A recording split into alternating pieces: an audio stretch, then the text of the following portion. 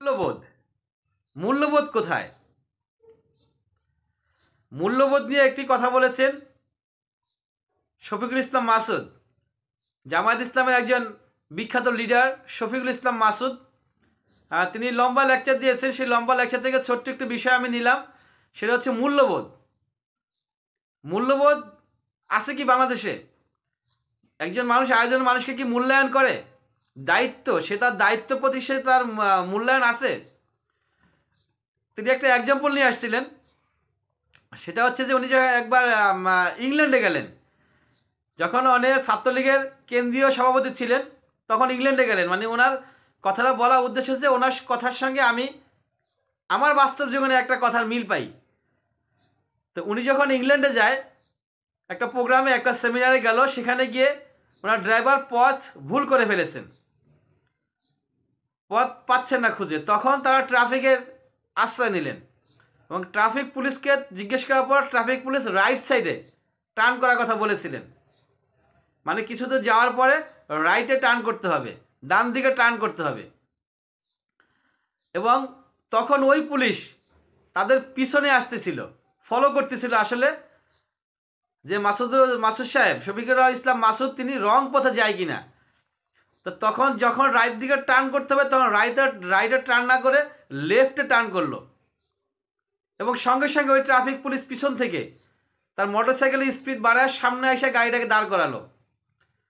যে শফিকুল ইসলাম মাসুদের কথা অনুযায়ী যে সেখানে মেবি মিনিমাম 3.5 কিলোমিটার রাস্তা সে পিছন থেকে সাইকেল চালিয়ে আসছে, আমি কি ভুল পথে যাই কিনা সে দেখার জন্য।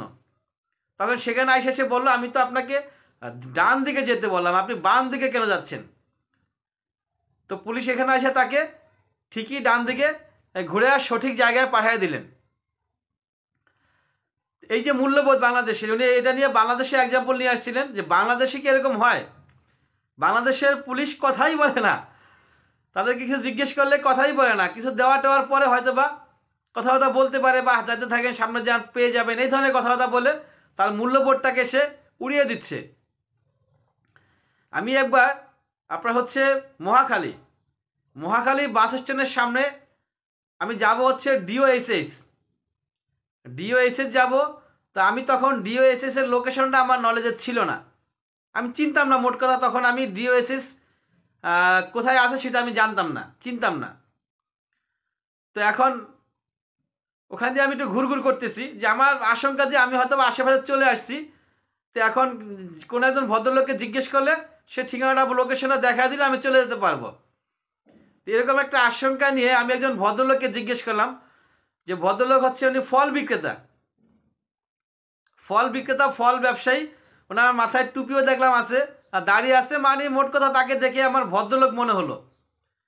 তো আমি তাই এই ভদ্রলোককে জিজ্ঞেস করলাম, সালাম দিয়ে বললাম যে আঙ্কেল ডিওএসএস কোথায়, এখানে কিভাবে যাওয়া যাবে? উনি আমার দিকে 1 সেকেন্ডের মতো তাকিয়ে থাকলেন, তাকিয়ে থেকে উনি আমাকে অনেকটা ধমকের সুরেই বললেন যে আপনি ডিওএসএস চিনেন না, আপনাকে ঢাকায় আসতে বলছে কে?